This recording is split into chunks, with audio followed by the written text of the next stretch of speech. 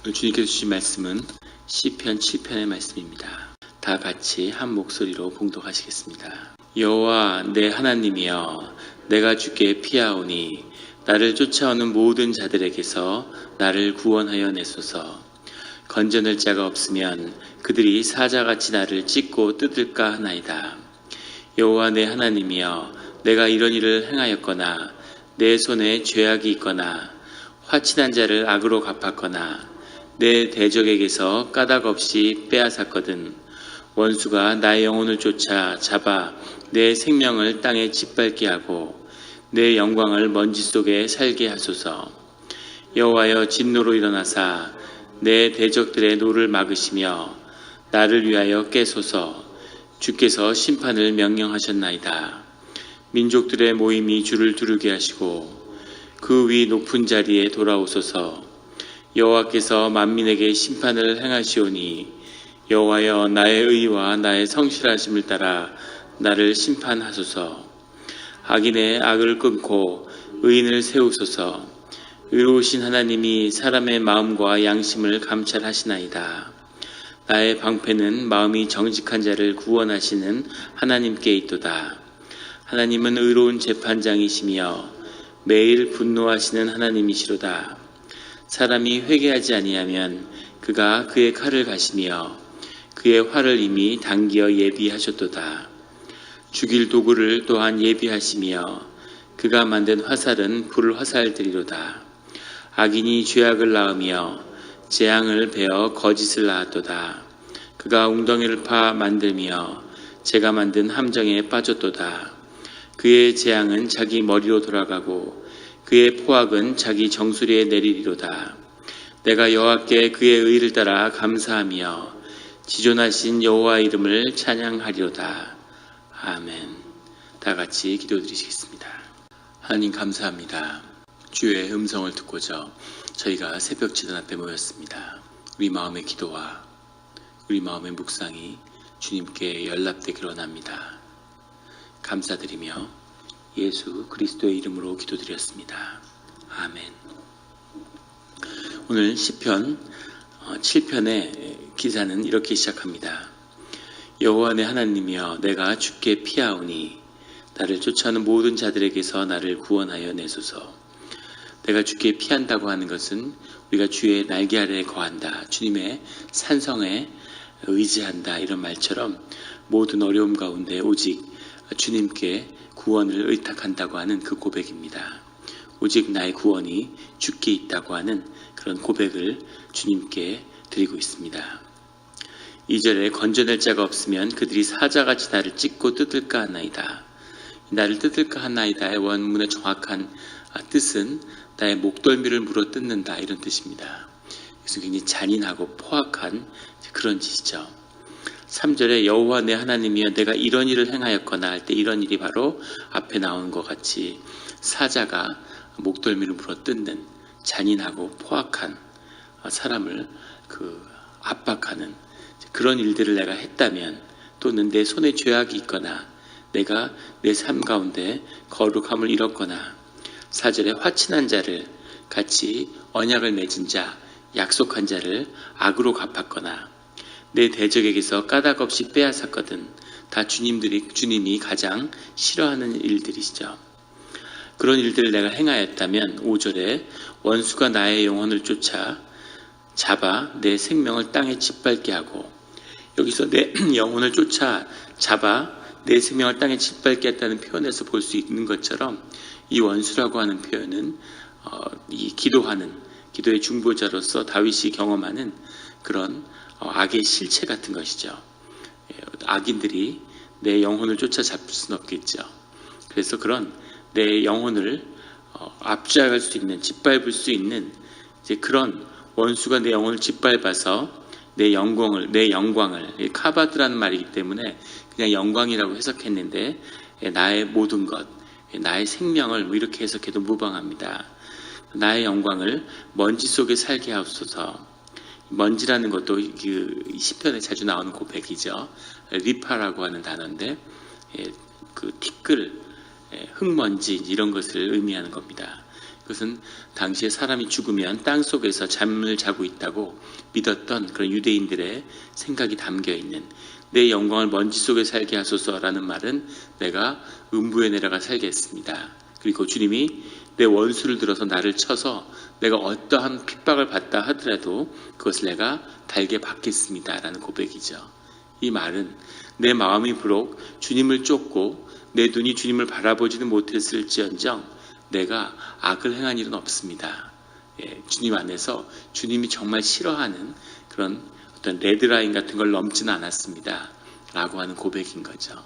그래서 우리가 주님께 마음을 늘 드려야 하는, 주님께 마음을 늘 드리고 주님 가운데 마음을 붙잡혀 있으면 아주 작은 일 가운데 주님이 함께 하시는 이제 그런 또 큰 일 가운데 주님이 이루어 가시는 그런 일들을 보게 되죠. 주님의 임재를 이렇게 느끼고 가슴에 담을 때가 있습니다. 어제 우리 그 선교사님의 그런 그 간증 속에서도 우리가 이제 그런 간증을 들을 수 있었죠. 그렇게 격리돼서 주님만을 의지하고 주님께 기도하면 마음속에 자신이 상상하던 관상기도죠. 상상을 하면 그런 일들이 이루어지는 거죠. 주님이 함께 하시기 때문에 그런 때를 경험하게 되죠. 문제는 그런 극한적인 상황이 아니면 그 상태를 유지하기가 굉장히 어렵다는 겁니다. 그것을 어떨 때는 이렇게 만약에 몇 년간 그런 걸 유지할 수 있다면 그러면 어떤 일을 보게 될까 이런 생각을 할 때가 있죠. 근데 우리 사람이 육신이 연약하고 죄 가운데 있기 때문에 그것이 불과 몇 달을, 몇 주를 갖고 가기가 힘들다는 거죠. 그래서 어떨 때는 뭐 굉장한 뭐가 아니더라도 영화 한 편을 보고 와르르 무너질 때가 있고, 영화 같은 게 특히 이미지로 되어 있기 때문에 우리의 영을 해칠 때가 있습니다. 또는 말 한마디, 관계 하나 이런 것이 우리의 마음을 무너뜨릴 때가 있죠. 이것을 경험하는 분들이 있을 거예요. 그래서 그럴 때 주님하고의 임재를 또 소멸하는, 주님이 너무 주님이란 거룩하고 온전한 분이기 때문에 우리의 죄 가운데서 쉽게 주님을 잃어버리는 그런 순간들을 경험하게 되죠. 하지만 그렇다고 해서 우리가 주님을 크게 잃어버리는 그런 주님 안에서 용서할 수 없는 악행을 하지는 않았다는 거죠. 종교개혁을 했던 마틴 루터 킹의 그 고백에 보면 자신의 죄에 대한 끝없는 고백과 고통 속에서 신음하는 그런 모습을 볼 수 있습니다. 근데 루터가 무슨 죄를 그렇게 지었겠어요? 수도사였는데, 수도원에 살면서 농사 짓고 하루에 3번 예배드리고 무슨 죄를 지었겠습니까? 그 안에서. 그런데 중요한 건 마음인 거죠. 마음을 정결하게 하고 주님을 묵상하고 주님을 바라보면서 주님께 계속 기도하면서 그런 삶을 산다는 것이 정말 쉽지 않은 삶이라는 거죠. 그래서 우리가 삶의 연합을 이루어야 되는 거죠. 그래서 공동체 가운데 그런 기도를 하는 사람들의 그 영적인 그 우물을, 길러오른 그 물을 다 같이 마시는 겁니다. 우리 새벽에 기도에 나온 분들이 그런 중보자들이 되셔야 되는 거죠. 그 우물을 길러서 공동체가 다 그것을 나누어 마시는 그런 영적 지도력을 갖는 것, 그것이 우리 새벽 기도와 중보자들의 마음이죠. 오늘 아침 웃음이 계속 나왔는데 그 웃음이 나오는 건 이제 기분이 좋기 때문이죠. 그런데 왜 기분이 좋으냐면 오늘의 새벽에 기도에 나오신 분들은 복이 있기 때문입니다. 복의 때가 있죠. 늘 기도해도 하나님이 기도를 해야 될 때가 있는데 오늘 오신 분들은 알고 오셨든 모르고 오셨던 그 때를 아는 그런 분들인 거죠.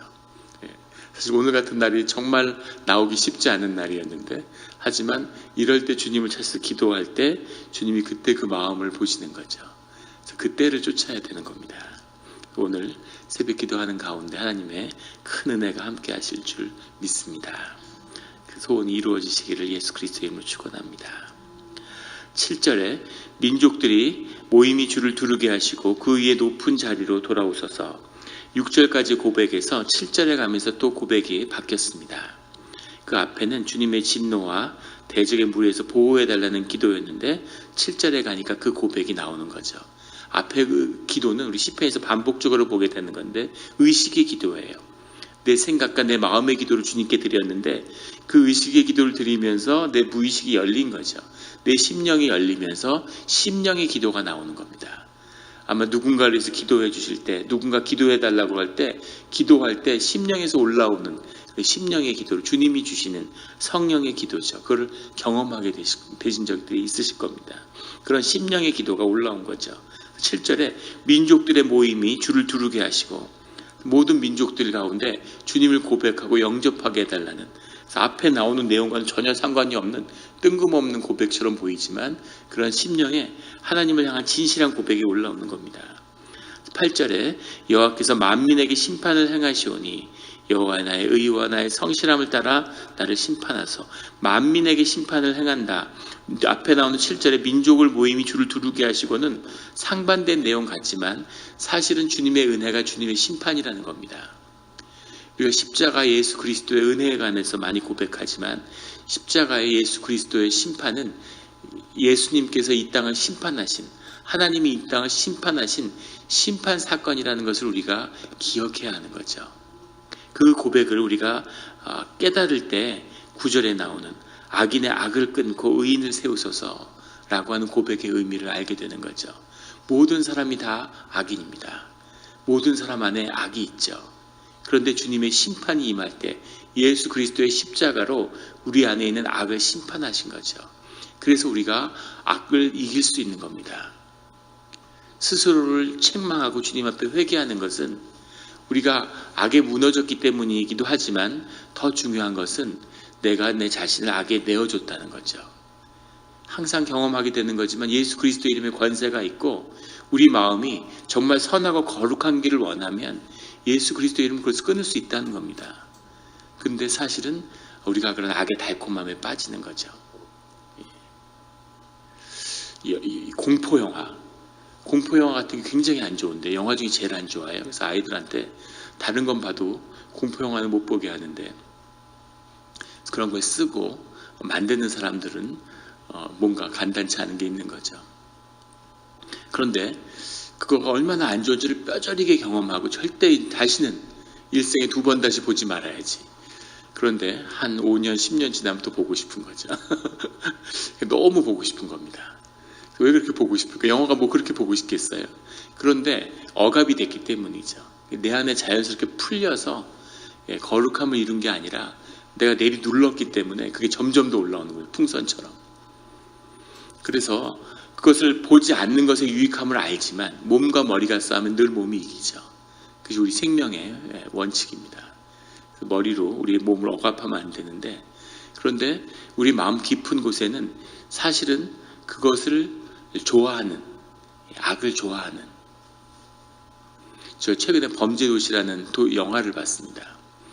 산호세에 나갔다가 한국 영화를 상영하는데 그렇게 한국에서 흥행이 있다고 그래서 코미디 영화라고 해서 봤더니 완전히 정말 그 B급 영화인데 쓰레기 영화예요. 그걸 보는데 정말 나왔을 때 사람이 두들겨 맞아서 그로기 상태가 된 것처럼 얼얼하더라고요. 너무 폭력이 과해서. 그걸 보면서 사람이 그런 폭력을 보면서 자기 안에 폭력성이 이렇게 밖으로 아울렛이 되는 효과가 있죠. 점점 폭력이 가해지는구나. 그래서 이런 영화가 최다 관중을 동원하고 인기를 끌다니. 그래서 나오는데 진짜 가슴속에 대한민국은 어떻게 하면 좋을까 이런 마음도 들고 참 여러 가지 만 가지 생각을 하게 하는 그런 영화였습니다.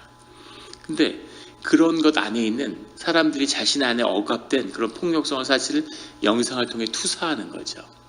그래서 악의 투사도 있고 우리 안에는 천사를 투사하는 그런 모습이 있는데 중요한 것은 우리 안에 그런 것을 좋아하는 마음이 있다는 거죠.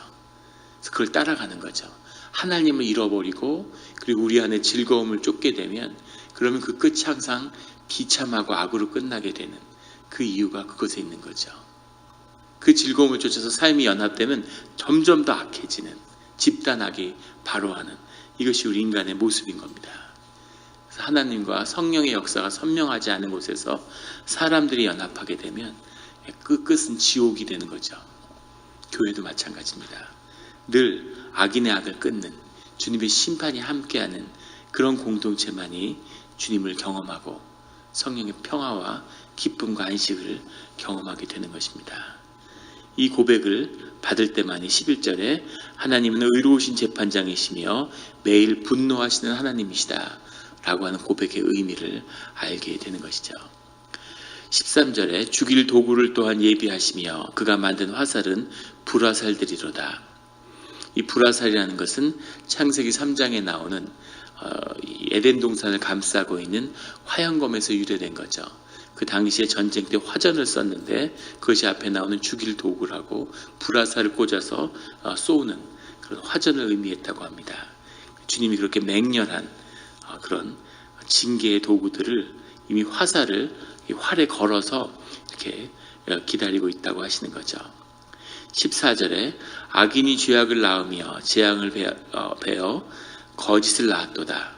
이 14절 앞에는 희내라고 하는 보라 이런 단어가 지금 들어있는데 해석을 빼드렸습니다.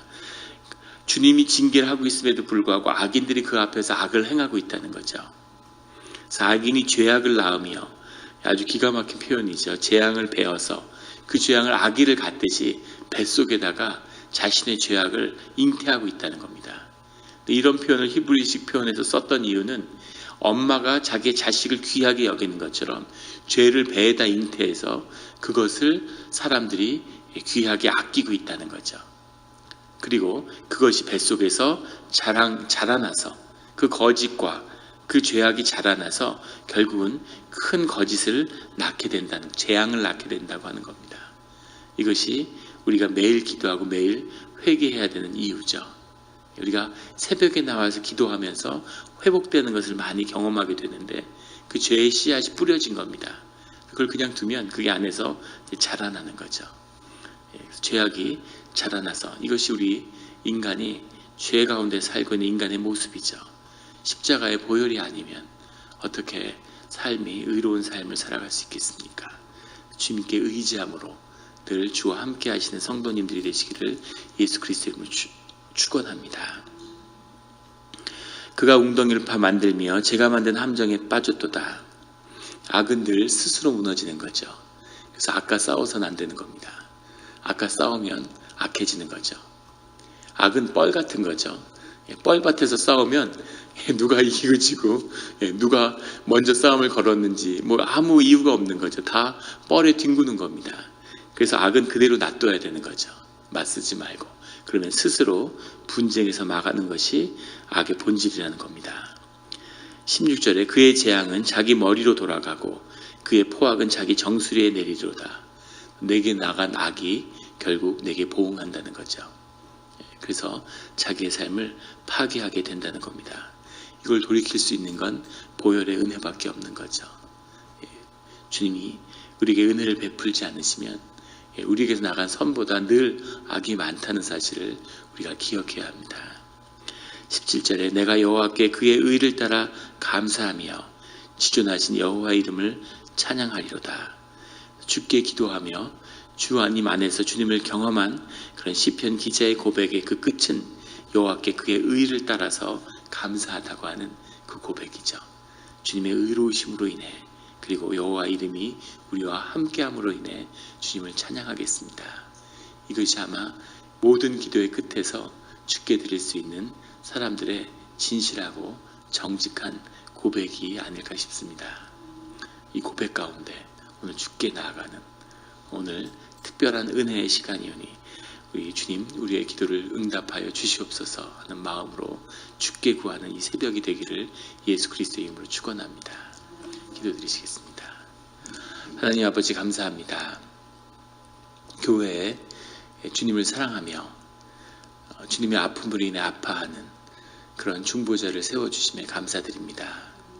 기도로 주님의 뜻을 구하며 또 주님과 연결되어서 주님의 역사가 우리 가운데 함께 할 수 있는 그 문을 여는 새벽의 제단과 새벽의 기도자들을 하나님이 준비하심으로 인해 감사합니다. 주님 늘 새벽에 기도하는 자리마다 기름을 부어주시고 또 주님 우리가 주님의 의를 구하고 주님의 뜻을 구하며 주님과 함께하는 이 기도의 자리에 나올 때마다 주님 중보자들의 삶에 그 자녀와 가정과 일터의 모든 일들을 주님이 먼저 가셔서 감당하여 주시는 은혜를 더하여 주시옵소서. 또 우리에게 오래 묶인 기도의 제목들이 있습니다. 왜 우리가 그것 때문에 그토록 오랫동안 기도하고 어려워야 되는지 알 수 없지만 그 기도도 주님께 드렸사오니 주님, 그 묶임으로부터 우리를 자유케 하여 주시옵소서. 또 주님, 우리를 자유케 했을 때 우리의 마음이 여전히 주에게 묶여있는 그런 우리 자신이 되기를 원합니다. 주님, 그런 깨끗하며 우리가 비록 큰 그릇이 되지는 못할지언정 주님, 주님을 담을 수 있는 깨끗한 그릇이 되게 하여 주시옵소서. 감사드리며 예수 그리스도의 이름으로 기도드렸습니다. 아멘.